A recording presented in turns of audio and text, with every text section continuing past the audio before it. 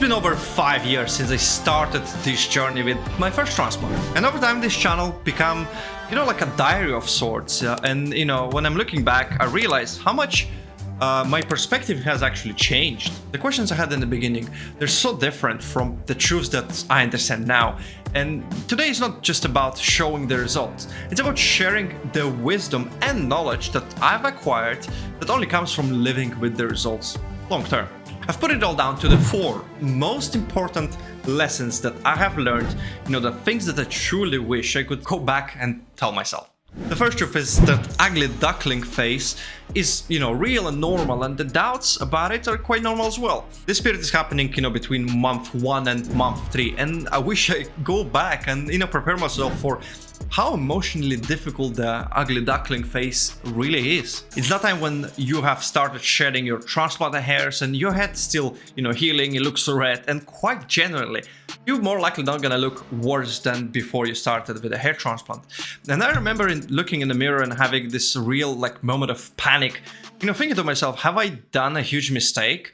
And this feeling of doubt that is completely normal, yet nobody truly prepares for it. And the wisdom I wish I had was just to breathe, just to trust the process, because maybe stay off the forums, for a little while.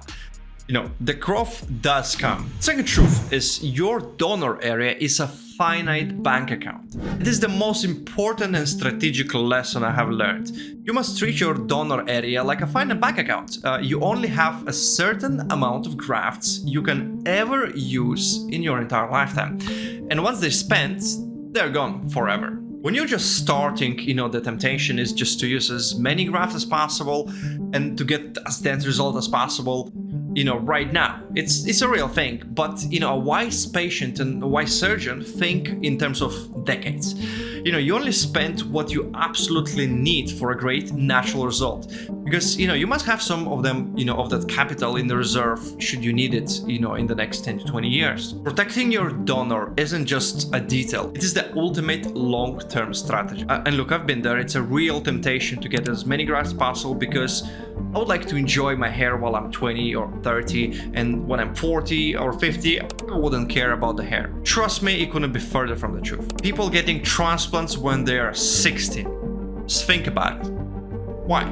The third one is that you will become an expert on light. It's a strange one, but it's something every veteran, patient understands. After a hair transplant, you quickly learn that your hair, can look incredibly dense in a soft ambient light, but it will look completely different bathroom downlight or under direct midday sun.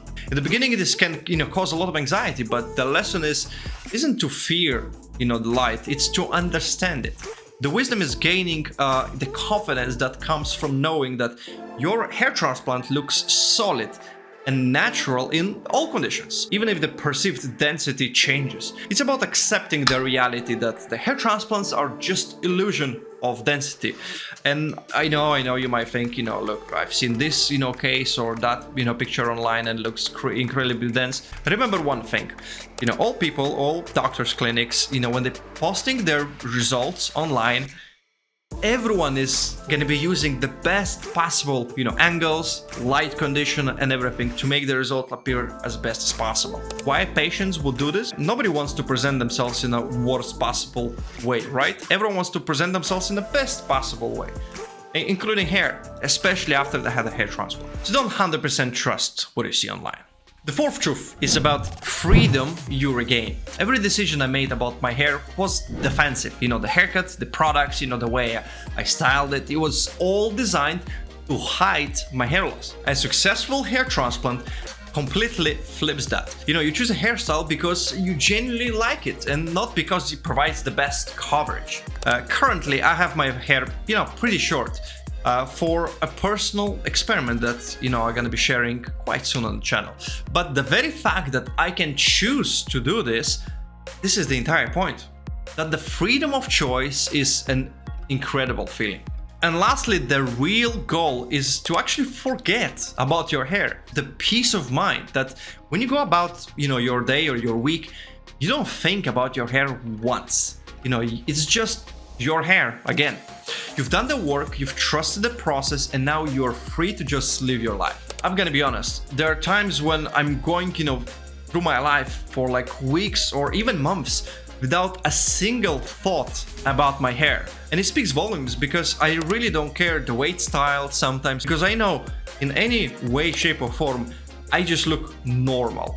I'm not trying to impress someone, I'm just trying to look normal like anyone else without hair loss. And that's how currently I feel about it. I hope my perspective was valuable, and for those of you who are long-time veterans watching, what are the biggest truths that you have learned? Let's discuss this in the comments down below. See you in the next one.